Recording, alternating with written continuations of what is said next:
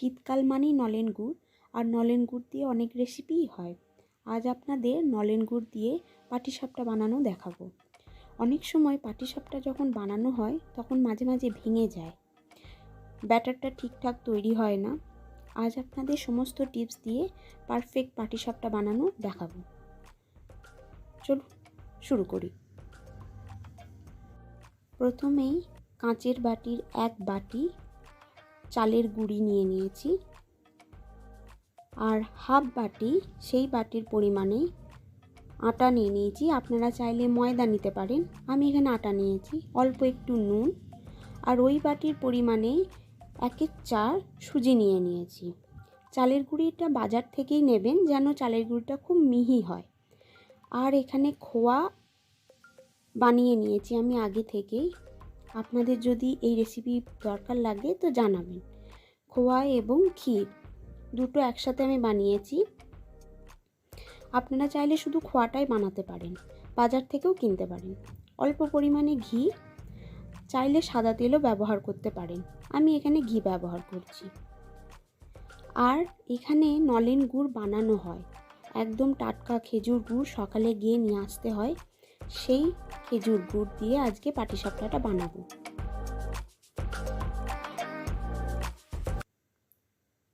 প্রথমে চালের গুঁড়ি, ময়দা বা আটা, আমি এখানে আটা নিয়েছি, আর সুজিটাকে ভালো করে চেলে নেব।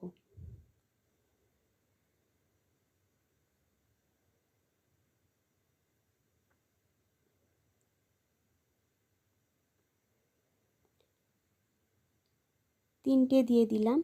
এবার ভালো করে এই তিনটেকে চেলে নেব। চেলে নিয়েছি, দেখুন নিচে একটুখানি বড় বড় যে গুঁড়িগুলো সেগুলো পড়ে আছে, ভালো করে চেলে নেবেন। তাহলে যখন ওই ভাঙার ব্যাপারটা থাকে সে ভাঙবে না। ভালো করে এইগুলোকে চেলে নিয়ে ভালো করে মিক্স করে নেবেন। আগেই বললাম চালের গুঁড়িটা চেষ্টা করবেন যেন বাজার থেকে কিনবেন, নইলে যদি নিজে তৈরি করেন ভালো করে যেন সেটা মিহি করে নেন। এবার অল্প একটু নুন দিয়ে দেব। ভালো করে মাখিয়ে নেব মিশ্রণটা।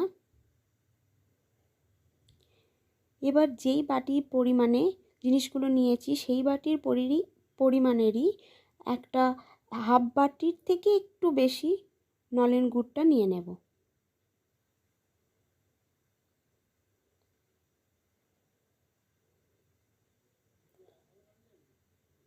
ভালো করে মাখিয়ে নেব।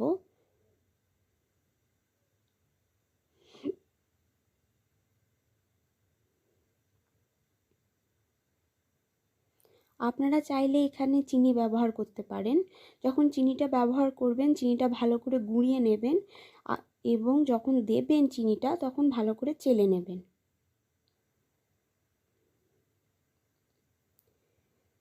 আমি আগে থেকে দুধ গরম করে রেখেছিলাম, এখানে চাইলে আপনারা জল ব্যবহার করতে পারেন, অবশ্যই হালকা গরম জল। আমি এখানে দুধ ব্যবহার করেছি, আমি আগে থেকে দুধটা ফুটিয়ে রেখেছিলাম। ওই বাটির পরিমাণেরই 1 বাটি দুধ নিয়ে নিয়েছি।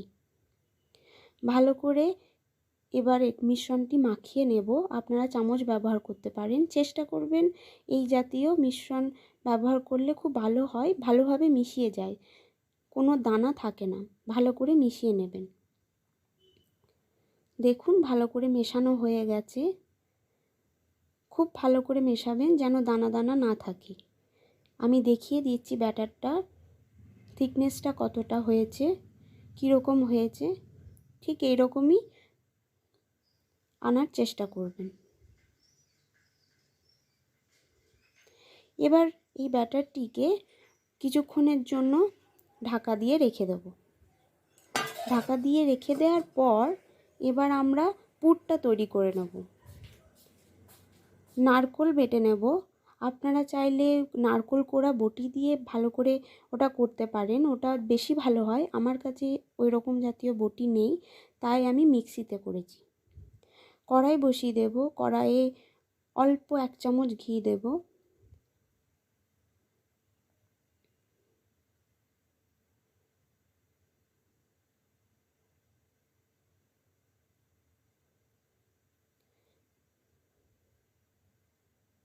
এই সময় আঁচটা মিডিয়াম আঁচে রাখবেন।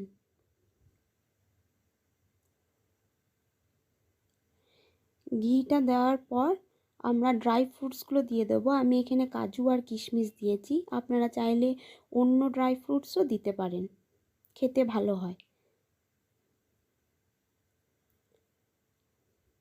দেখুন কিশমিশগুলো ফুলে উঠছে আর কাজু বাদামের রঙটা চেঞ্জ হয়ে যাচ্ছে। আঁচটা মিডিয়ামে রাখবেন এই সময়।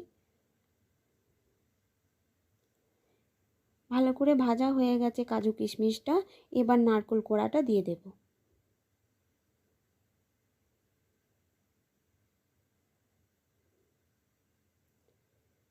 নারকেল কোড়াটা দিয়ে ভালো করে নারকেল কোড়াটাকে ভাজবো। নারকেল কোড়ার মধ্যে যে জলটা মানে দুধটা, নারকেল দুধটা থাকে, সেটাকে একদম মেরে দেব।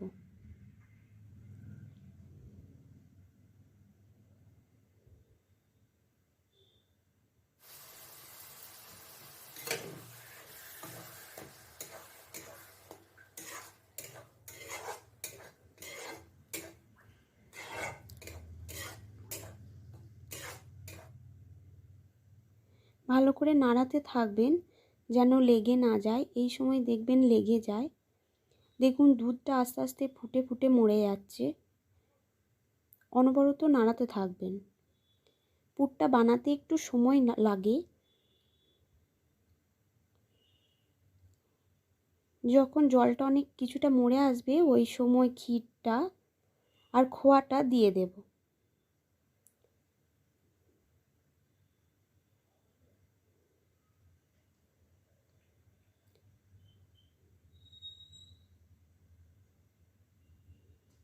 ক্ষীর আর খোয়ার রেসিপিটা যদি আপনাদের দরকার হয় কমেন্টে জানাবেন, আমি দেখিয়ে দেব।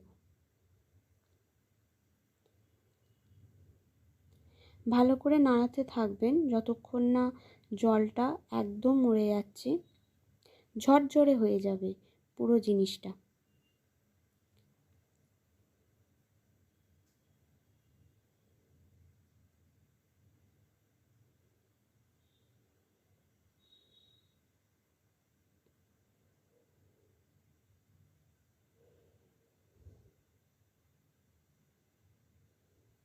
দেখুন জলটা অনেকটা মরে এসছে।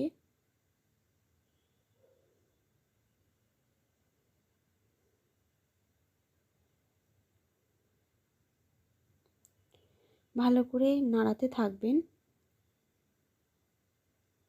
এই মিশ্রণটিতে আমি একটু মিষ্টি দেব, আপনারা চাইলে ওটা স্কিপ করতে পারেন, কারণ আগে থেকেই খোয়া আর ক্ষীরে মিষ্টি দেওয়া থাকে। কিন্তু আমি একটু দেব, কারণ খোয়া আর ক্ষীরটা বানানোর সময় আমি অল্প পরিমাণে মিষ্টি দিয়েছিলাম।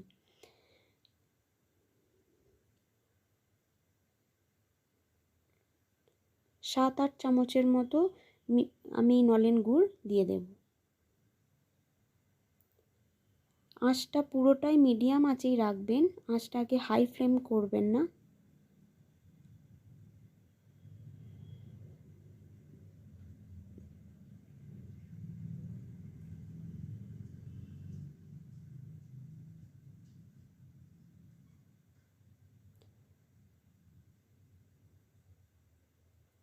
ভালো করে নাড়িয়ে নিন।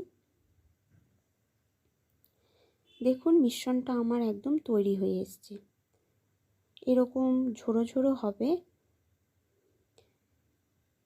এবার আপনি কড়াইটা নামিয়ে নেবেন, আঁচের মধ্যে রাখবেন না, কারণ এটা আরেকটু আঁটবে নিজে নিজেই। এবার চলুন আমরা মিশ্রণটা, যে ব্যাটারটা বানিয়েছিলাম সেটা দেখি।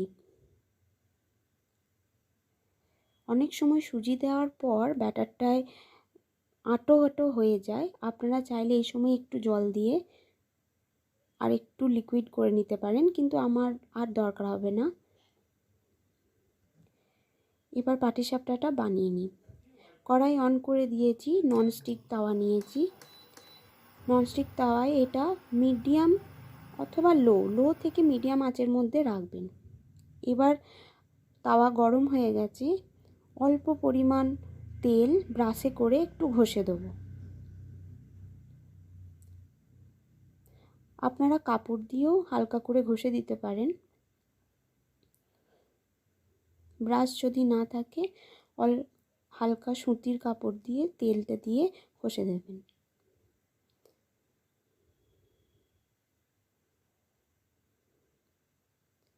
লো থেকে মিডিয়াম আঁচে রাখবেন এই সময় আঁচটা। এবার ব্যাটারটা দিয়ে দেবেন। ডাবু দিয়ে দেবেন, তাহলে সুবিধা হবে। দেওয়ার পর ডাবুর পেছনটা দিয়ে একটু নাড়িয়ে দেবেন গোল করে।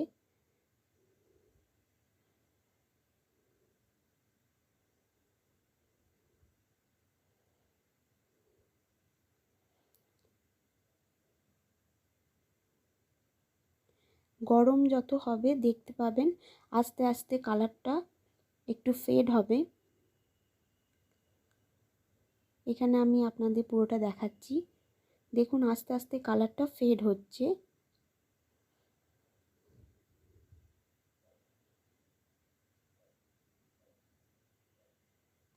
কালারটা যখন ফেড হয়ে আসবে এই সময় পুরটা আপনি লম্বা করে দিয়ে দেবেন, আপনি যেভাবে চাইবেন।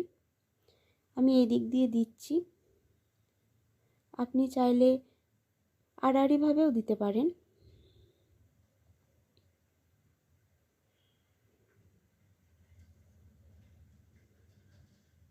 আপনার যেমন পছন্দ সেই পরিমাণে পুর দেবেন। আমাদের ঘরে একটু বেশিভাবেই খায়, খেতে বেশ ভালো লাগে।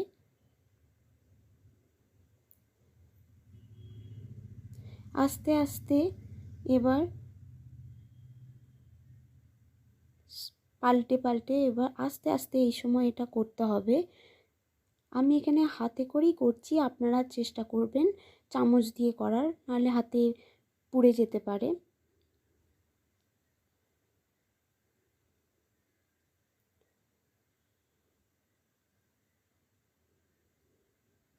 রাউন্ড করে নেবার পর কিছু সেকেন্ডের জন্য রাখবেন, একটু সেঁকে নেবেন, তারপর তুলে নেবেন। আমি আপনাদের আর একটা করে দেখাচ্ছি, দেখুন।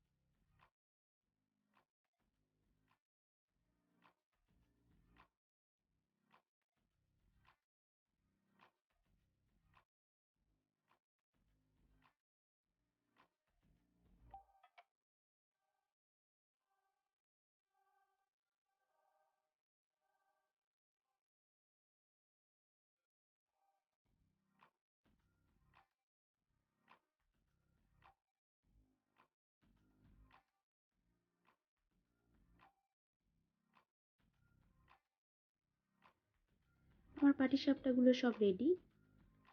রেসিপিটা ভালো লাগলে অবশ্যই লাইক করবেন। কিছু ভুল ত্রুটি থাকলে আপনাদের জানা থাকলে কমেন্টে জানাবেন। আর প্লিজ চ্যানেলটিকে সাবস্ক্রাইব করবেন। টাটা।